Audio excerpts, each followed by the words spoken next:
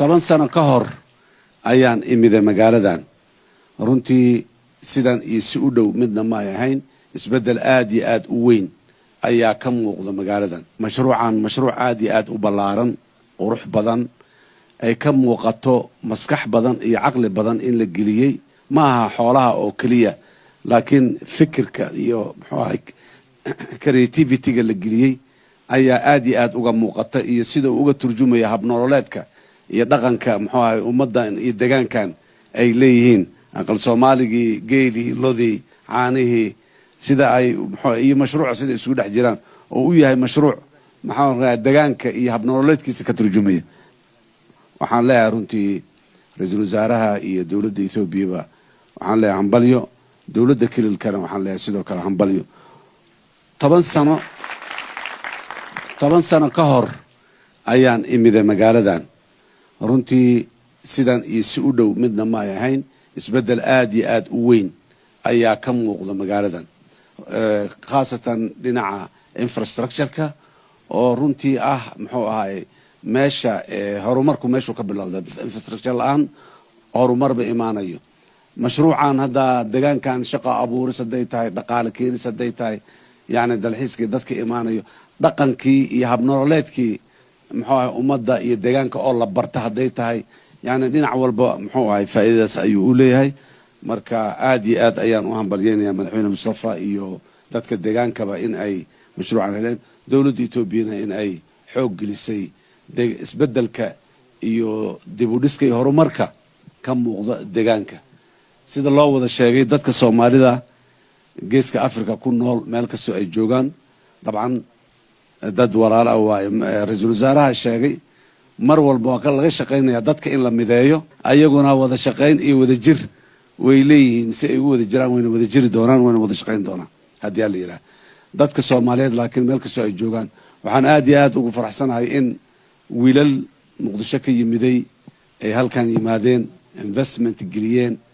aanay dareemaynin markaan wareystay inay tageen dal kale iyo dal ajnabi iyo inay tageen aanay dareemaynin oo halkan ay geeneen investment waliba waxyaabaha qariibka waxa kamid ah dhalinyarada halkan timida Soomaalida investment ku leh waxa kamid ah dadka banaadiriga la yiraahdo ee Muqdisho degan oo dad socodka dhaqanka reer guuraaga ee hal socda aanan waliba aanan aqoonin runtii wax badan oo qurux badan waaye sidoo kale dhalinyaro badan oo deegaankan u dhalatay ayaa joogta Soomaaliya iyo meelo kala duwan oo fara badan oo ayagana sidoo kale maal gashaday dhismayaal qurxoon iyo hanti fiican geliyay marka Soomaalidu meel kastoo ay joogto sida ayay u wada jirtaa markay timaado dhinaca nolosha dhinaca dhaqaalaha waxa wanaagsan ee dabeecadda wanaagsan Soomaalidu leedahay dhaqaalaha ma qabiileysna dhaqaaluhu ma kala go'go'na Soomaalida inta degan midda Soomaaliya degan midda Kenya degan midda Djibouti degan dhammaan meel walba aad tagto waad ku arkaysaa intoodaba inay wada nool yihiin wada joogaan shirkoobeen wax isku darsadeen ay wax wada leeyihiin dhammaan marka runtii arrin aad loogu farxo waaye arrintaas waxayna ka mid tahay meelaha oo aan xoogga ku leenahay oo ay tahay inaan xoojino gobolkan faa'iidada u ah gobolka geeska Afrika oo laga wada faa'iido doono hadii la yiraahdo haddaan nabad la helin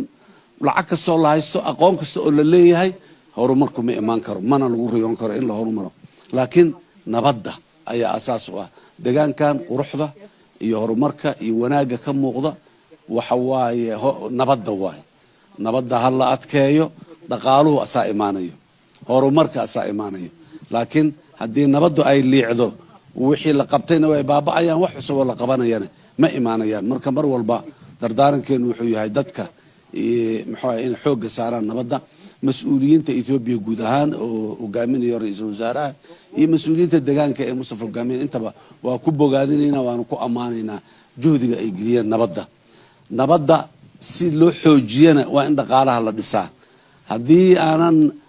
dhaqaale la dhisin oo dadka noloshooda aan wax laga bedelin nabaddu ma adkaanayso mana xoogaysanayso sidaas daraadeed waxaan ilaahay mar kale hambalyo guud ahaan meel lagu daysado la soo eegto laga misaal qaato oo intaanoo kale iyo in lamida iyo meelo kaloo badan oo Soomaaliduna ku nooshahay ama gobolka geeska Afrika ka tirsan laga sameeyo ay noqon doontaa wax lagu daysadana waa loo baahan yahay runtii aad iyo aad u mahadsantihiin